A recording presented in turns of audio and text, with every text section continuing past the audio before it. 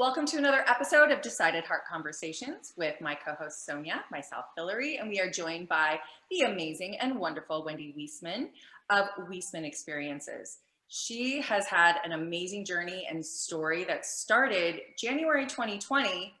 Before COVID hit, she was already making a pivot at the very top of her game in the marketing world, in corporate America. She decided, had enough. I want to hear a little bit more about this. And we're finding that happening more and more. And because of that, she decided she was going to go in and be able to curate. She's one of the most amazing and beautiful storytellers with the experiences that she curates. So where most of us tell stories just with words, she engages all of the senses and creates phenomenal programs. But what do you do when you're the person who wants to do this for 100 people, 200 people or more, and COVID hits? Well, she was already on the way to making something incredible happen, and it turned out that it couldn't have been more perfect. And that led to why we asked her to be here with us today to talk a little bit about her personal pivot, why she did it, and then now the company that she is starting, RSP, Ready, Set, Pivot, that is helping other women do the same thing, and it couldn't have been better timing. So Wendy, start off really by saying what made you pivot out of corporate America. Again, you weren't leaving because, you literally top of your game and walked away. Yeah, thank you for the question. Why did I leave it? I think for the same reason we find many of the women who are in RSP today leave whatever it is they're doing. It's because they're restless in a positive way. They are overachievers, achievers, sometimes to their detriment, but they're ready to move on. And you just get that restlessness and you got to do something about it because that's who we are. That's part of our DNA. So it was time for me to do something about it.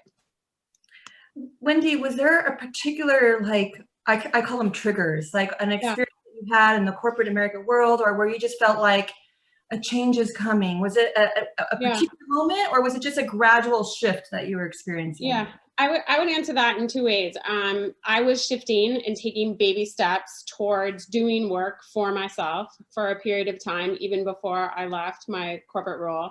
And then at the tail end of my time there, after I had been all in blood, sweat, and tears as a leader for a big team, I would say there was definitely a moment where the recognition of the work that I was doing wasn't recognized in the way that gave it the acknowledgement for the feat that it was as a marketer. And to some extent, no one's detriment. I mean, it's a large organization, there's lots going on, but knowing what we know as leaders, we know when we've hit it out of the park. And there were some things that hit it out of the park that just really weren't called out. And so why expend all that energy in a place and space that doesn't laud you for the mountain that you're trying to climb? So let's do it for ourselves when appropriate. Well, and it's so interesting because that wasn't just your experience. That's actually an experience we hear repeating time and time and time again, especially with women in the workplace. And you started having discussions as you are one of the best. For those who don't know and are listening, I have known you for over 30 years, back to college, maid of honor in the wedding, all of that. But then the superpower trajectory you've been on, you are one of the most amazing connectors that I know. You are able to see people and their skill set and match them in ways that it's such a skill. And so you, in your connecting, started having similar conversations with other women where you're like, wait, hold on. You're feeling the same way? Right. So tell us about how that became the catalyst to where you are now. Yeah. I think part of that restlessness also gets to a positive frustration. So when I hear those conversations and I'm hearing the same thing from everyone and everyone is as annoyed and pissed off and as restless as everyone else, it's in my DNA to want to do something about it. So I kept having conversations with women about the same thing. Listen, I've been doing this for 20 years. I'm amazing. I've achieved far more than I ever planned. That's great, but I don't really care anymore. I don't want to do it anymore. It doesn't really bring me joy in the same way anymore. Okay. And I had that conversation with so many different women who also said their networks were saying those same things. To me, that said there was a there. And so I convened those women to have a conversation on March 11th. right before the world shut down, in person.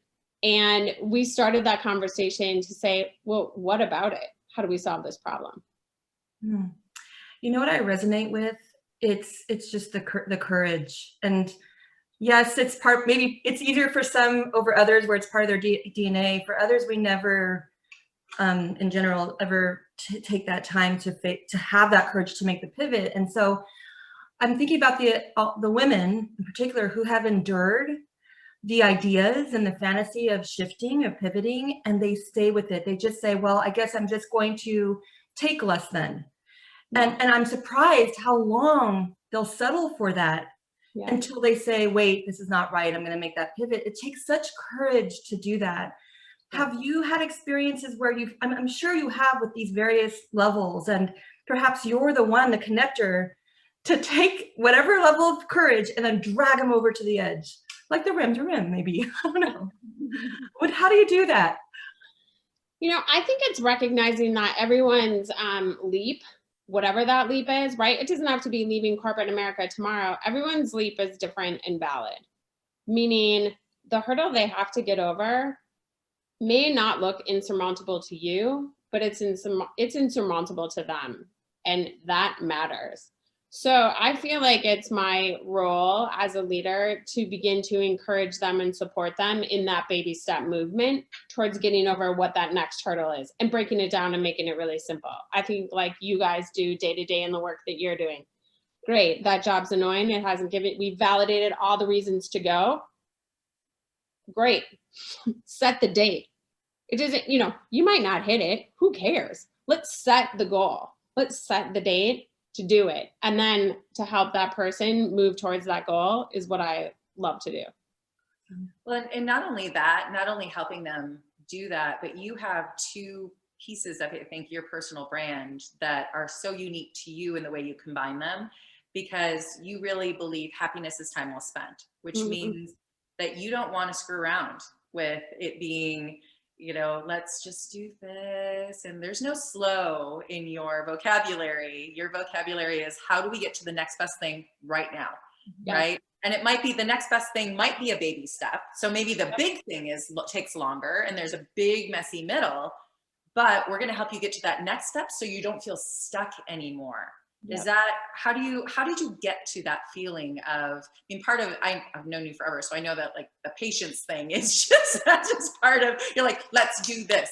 But the happiness time well spent is time well spent. How did that all come to be? Yeah, I think what's really weird is sometimes I wish I had this great story about like, oh, I escaped death. And now I just feel like, oh, we have to take every moment of life, for what it's worth. And honestly, I just have never that's not been the case. It's really a part of my DNA. Sure, tangentially, I think we all have this realization of how valuable life and our time here on this planet is. But for whatever reason, it is part of my superpower to say, why not now? Why shouldn't we just jump? How can we do that? Why not you? That's so empowering, and that is a big piece of what you bring to RSP, Ready, Set, Pivot. And Sonja and I are both part of RSP as well, which is really fun to watch everything emerge. Tell our listeners, our watchers both, a little bit about what this looks like and where you see things going, and maybe even how they get involved. Yeah. So Ready, Set, Pivot, right? 3 stages. Ready, I'm ready for change. I'm over it. Mic drop. I've been doing this. I'm done. Getting yourself right in that stage and understanding what you truly value. Set, spending that time in discovery, uncovering, so that you're almost unveiling to yourself what the next best thing might be. And then pivot, getting ready to take some action steps and put some things into motion.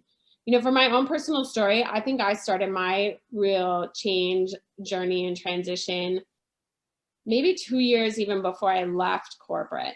I started doing things on the side that challenged the experiential space, weekend stuff, 75 people at my house for a Friendsgiving event, stuff that began to put your toe in the water. And I think we all need to start doing that now, right? Let's get closer to whatever the 3rd stage of life is today, not let's just make our 3rd act our 2nd act now. I think that that's just been the experience for me. I'm hoping to bring other people to that. There was another part of your question that made me think about, shoot, that I can't remember, Hilary. You asked me something else. Oh, so, well, how people get involved, but also what is that, where do you see this going? Oh, yeah, I think part of the challenge, that we're up against, A, as women, and B, women of our generation, is that there's so many preconceived societal norms about what we should do next. Oh, great, kids are in school, they're good to go, then that's done, great. Now I guess I'm gonna hang out more with my husband, I don't know, maybe take up a marathoning or whatever it might be. That's all well and good, but I think we can just start doing that right now. I mean, I love I totally relate with you, because to me, time is always on my side because I control time. And I feel so accountable to that. And I love the fact that, with RSP, it's in stages, and the stages is up to you in terms of when you'll transition from R to S to P. And, right. And I think about the RSPs that has happened throughout my life. And usually it's because of shifts, circumstantial shifts, family shifts, my age, and my personal story with college confidence, I wanted to dump it. I was so angry with college confidence and college admissions. My pivot was, you're about to break up with the profession that you have spent so much time in. Why? I made myself accountable, and I guess that's why RSP fits so well for me, because before I made this drastic decision, your program made me settle in it, simmer in it, and really be accountable to it. And I just so appreciate that, yes, the patience, we don't have patience to kind of mill too long because there is this next thing going on.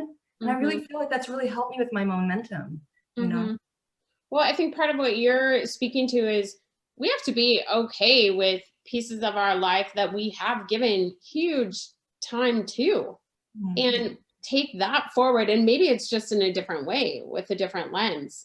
There's so much to be said for that. Well, and so RSP really is different than a networking group. I'm thinking that people out there who are just listening right now are like, oh, great. So it's a networking group that supports people, but it's not that. It's so much more than that. Can you give us a little bit of a overview of that? Yeah, at the core, RSP guides women through to their next best thing, right? So the first thing I'm going to ask you is, where are you at today? What might tomorrow, what have you been thinking about you might do next? Great. So then now we get into kind of topical areas and timeframes. Now let's put a target out there, and then let's begin to go after that. It's really about being active in making that change happen through small steps in activity, through understanding your personal brand, right, Hilary, through the classes that you teach as a part of RSP, through networking, through uncovering and answering questions about, I don't know, what does this tangential job over here look like? I don't know that because I've never taken the time to explore it. So set is that deep time for exploration and self-questioning about interest. And just like you were saying, Sonja, and how do I bring that knowledge forward and how do I reapply it? Don't throw that away. Plus, you probably have a paycheck you need to capitalize on around it. And that's really real stuff. Well, I love that, because beyond just bringing people together, there's monthly happy hours, but they're always educational as well. And there's a chance to really have some conversations that are deep and meaningful. There's a curriculum, there's experiences, there's in the works. Wendy and I did Rim to Rim together in the Grand Canyon last November with a group of women. And it was at that time, we're like, someday we're going to put this into something, because it's such a life transformational experience. For those who don't know, it's 23.5 miles, 5,000 foot descent, 6,000 foot ascent, all in a day. It's not easy. We stuck in there, we hung in there together, and there's something about that is so powerful. And so you're in talking, I hear you looking at doing things like that in this process, because when we are making a transition and a change, we're stuck for different reasons. Sometimes it's personal. Sometimes it is the job itself, and maybe it's a toxic environment. Sometimes it's that we have to get a little more courage and confidence ourselves. we have our own canyons that we need to cross. And so that's what I love about this group is we're not going to come at it from one way, and we're not going to just tell you to go fix it. We're going to actually support you and help bring you along and be there every step of the way as you are changing from the inside out. Mm-hmm. And that to me is so powerful. The timing is crazy, but it could not have been better, because who would have ever thought? You literally did not know that when you had the first meeting, the next day the world was going to shut down, which also made you pivot within your pivot. Yeah. Yeah. Yeah. I mean, because you just have to. I think, you know, the thing I think that people might not realize about COVID is going to bring you things you wouldn't have otherwise done, just in terms of action. So for us, that meant, I don't know, that was a valuable meeting. Those people seem to want to stay connected. Let's meet again. Let's see if there's traction. And is it of value, right? To the point of happiness is time well spent. Is there value in that? So I think, oh, go ahead. Go ahead, Sonja. Well, I'm thinking about whether, our listeners and viewers are coming from corporate world or whatever role they're in, the pandemic has forced some sort of pivot, shift, reflection moment in some way or another. And I really like the way you said, you're constantly learning, and you have to be prepared to constantly shift those goals.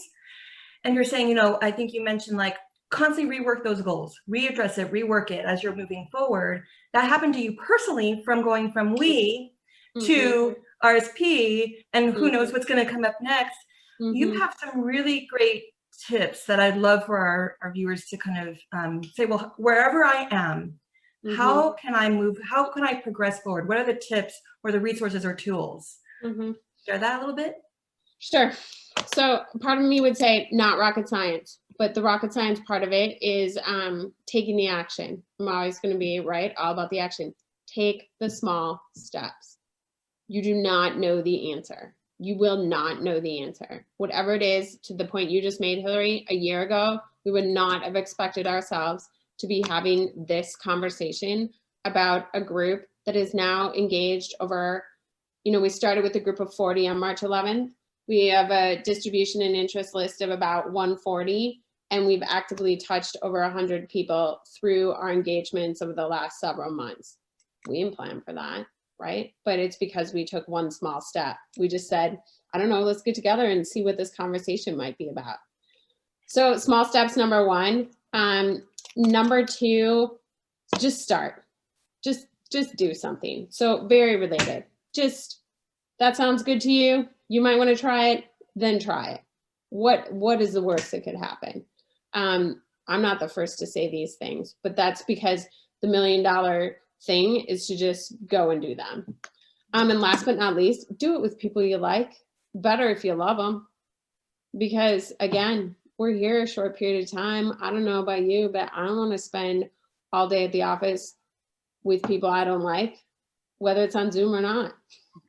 So true. No, it's so important. The importance of what you're saying, I think, why it resonates with women so much. Like you said, it's not rocket science. You are one of the bravest people I know. You always have been, Wendy. And so I think for you, it seems like it's not rocket science, but that's why you're so poised at such a perfect position to be the leader of this, because women tend to think they have to be the expert first before they get started. They tend to think that they have to have it perfect before they even open up their mouth. And so giving that extra charge to everyone and saying, come on, we can do this. We can just get started, one small step, and then let's have fun doing it. And then that makes it, like you said, that makes it not so scary, because you're like, okay, we're going to do it together. Right.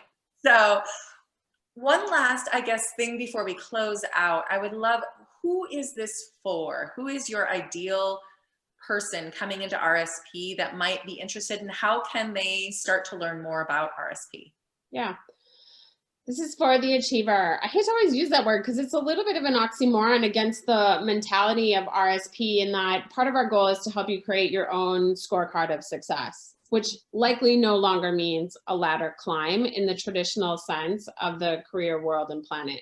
I think there are a lot of societal norms that give us pressure, especially as Gen Xers, to continue to climb that ladder and define success by those old norms. And we're aiming to change that. So I think people who are looking for a different way to define success, that's definitely a group of people that could look to us to be a resource and to be a group that they can confide in. I think it's really important and valuable to be able to speak openly about what it is you're aiming to accomplish and why you're okay with leaving that climb up the ladder. That's a big thing to admit, especially because most of the individuals in RSP, they're killing it. They've been, that is the scorecard. That has meant something to them, and it still does mean something to them. It takes a long time to shed that identity. So you gotta let that go. We're gonna help you do that. I love that. I am such a big fan of the we, like the pronoun we. And I think that is maybe a slight difference with females is that, I'll just say, speaking for me, for me to act individually on my own, much harder, but for someone or with someone, I'll do it in a heartbeat. And RSP, I was a bit surprised, pleasantly surprised with my first meeting, is because instantly with my one-to-ones, and this is all virtual people, so it's like, I didn't have that expectation like a Zoom meeting. How's this connection gonna, happen? And instantly I felt like I had this network and I felt accountable to them. I said, well, if I shared that with someone else, I have to do it. And that is part of the progression that I love so much with RSP and just working under your leadership as well. So just kind of summarizing our steps for anyone out there thinking, oh, am I ready to shift? Just start. What is it? There's a book, The Art of the Start, right? Start. Baby steps, any step, just one step forward, right? Your tip 2. So just start, take one step forward, and then, make sure that when you're looking around, you've got that support group with people that you enjoy and love. 100%. Cool. With that, we're going to say goodbye because we actually have a lot of work to do. I am at Wendy's house right now in Minnesota because there may be some really cool things happening with RSP coming up. Just maybe. We may have to have you back. In fact, I know we will, to give people a little bit more of a glimpse into what's going on. You holding down the fort there in Cali? Yeah, and you know what, Wendy? You're just making me feel like after this, I'm going to go out and I'll be like, charge, onward. Isn't she amazing? I know. Do it. It is. You. I love it. Thank you so much for joining us. And I will, if you are somebody who's out there waiting to or wondering, stuck in this moment of how do I pivot? What do I do? Is this what I want to be doing? Why am I restless?